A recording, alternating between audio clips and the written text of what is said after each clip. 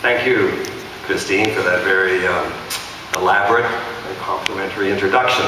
Did you hear all that, Rosalie? In any case, it is my pleasure. Mr. Chancellor, Mr. President, faculty, family, friends, and the class of 2009.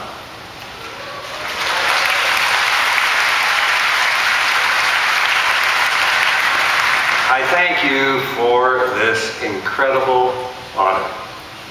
And it's very rewarding to be among such a distinguished group of graduates. You are now starting out in your chosen field with the same foundations of knowledge, and some of you will get to where you want to go, and others won't. Luck may enter into it.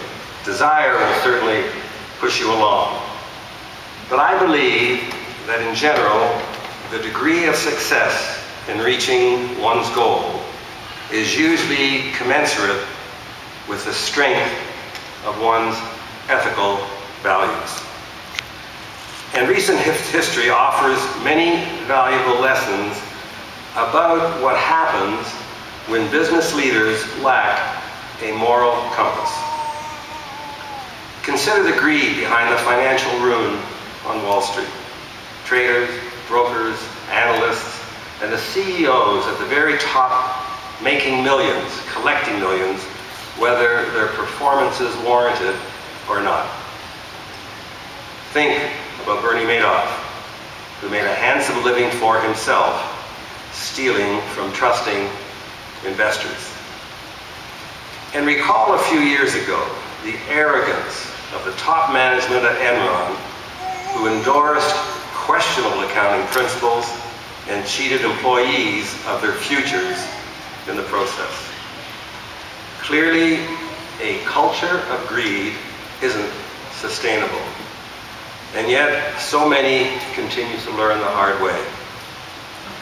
Perhaps the convergence of these events will be lesson enough, and our attention will turn towards those who've built success on an ethical foundation.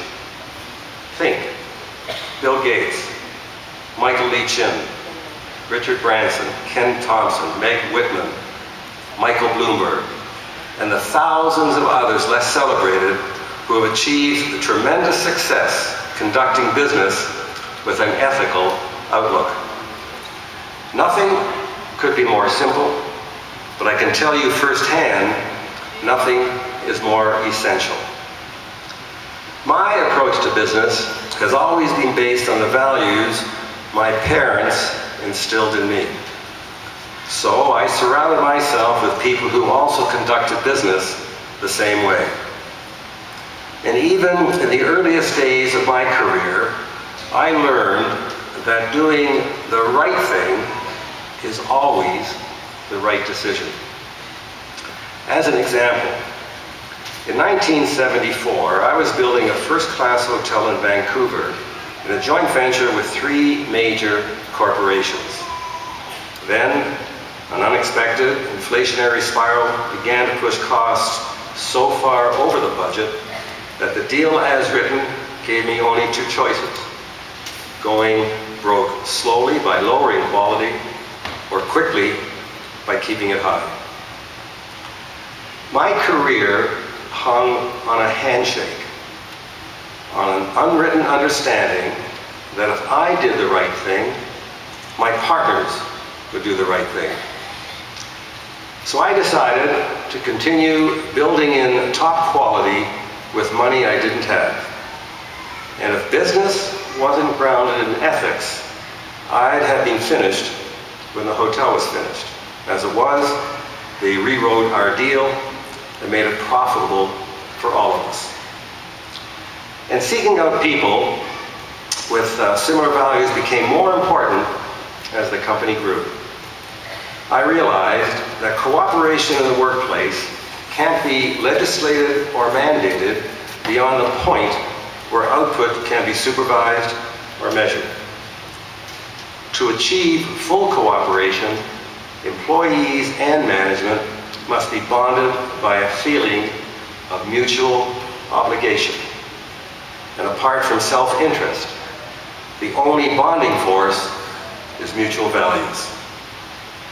So as Four Seasons entered a growth phase in the mid-70s, and that's always a phase of instability, I laid down an operation principle. In essence, the golden rule. Treat others, all others, as you would want to be treated. A profound credo compressed into one simple sentence. But not everyone accepted this philosophy, and it took several difficult years to weed out all the people whose actions contradicted our stated values. These were painful decisions, but values have to be validated. A value gap is a trust gap, and a company grows or declines in relationship to the degree of trust it personifies.